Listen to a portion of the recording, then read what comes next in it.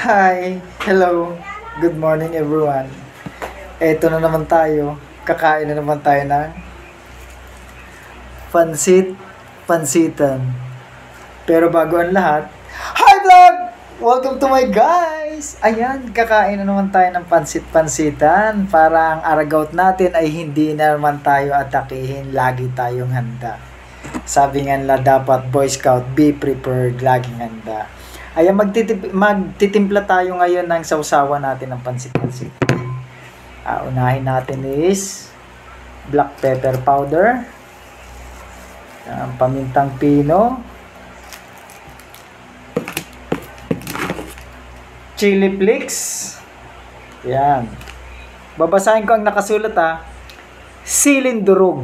Yan.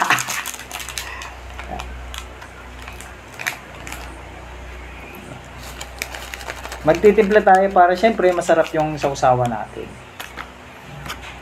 And then, vinegar.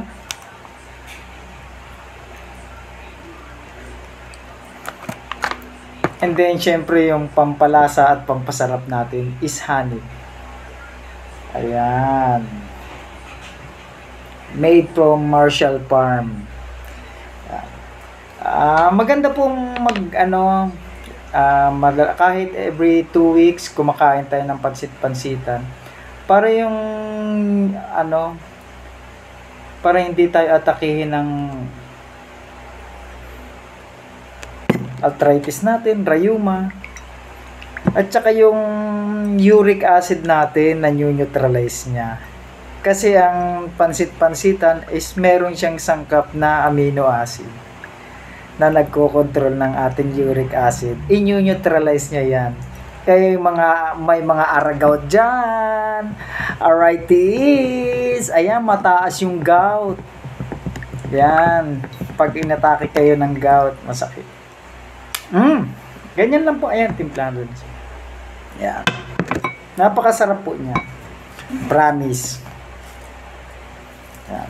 Gaganyan lang po natin siya. Nahugasan ko na rito. Hugasan nyo guys bago nyo kainin. Napakasarap niya. Super yummy.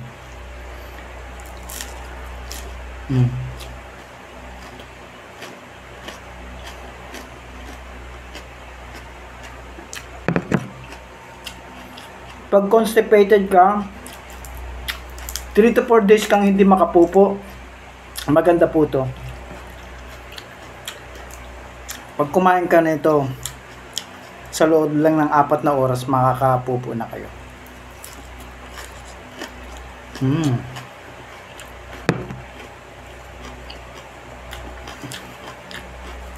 Ayan, mataas po siya sa amino acid.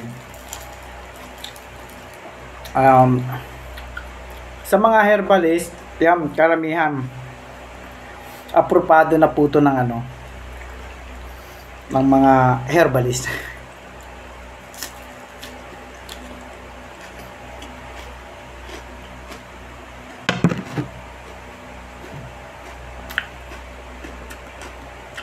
Sa ngayon, hindi pa rin ako kumain ng kanin.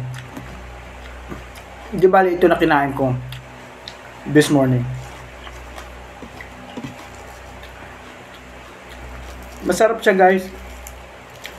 Makikita nyo to sa mga malilim na lugar. Maganda po siya.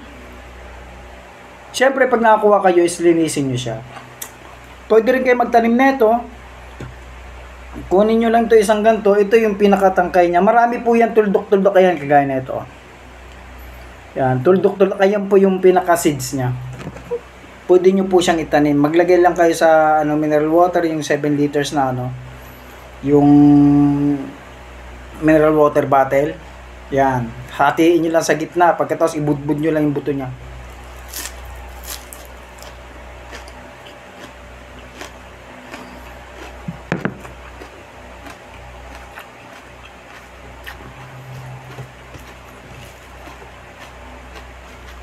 Siyempre, pag kumakain kayo nito,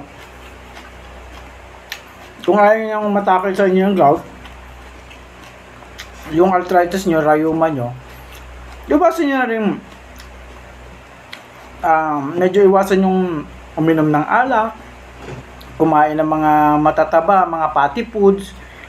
Yan, like taba ng baboy, taba ng baka.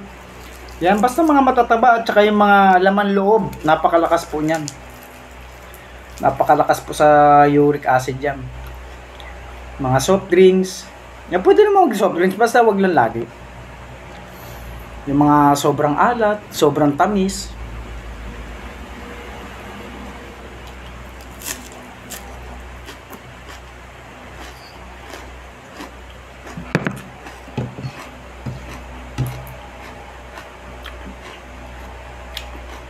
Yung iba, ginagawa nito sinasalad.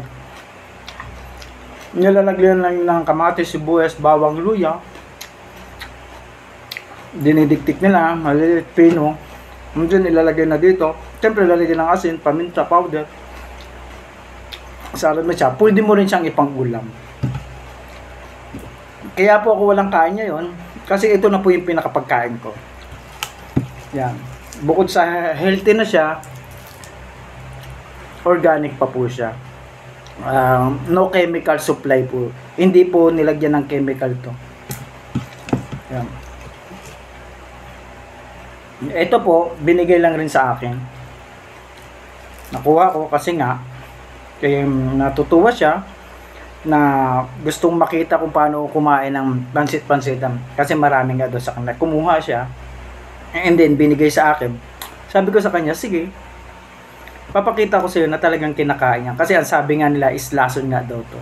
Mga ligaw na damo. Pero hindi natin alam na lahat pala ng mga damo is may purpose siya kung bakit siya binigay sa atin ni God. Kaya maraming salamat sa inyo.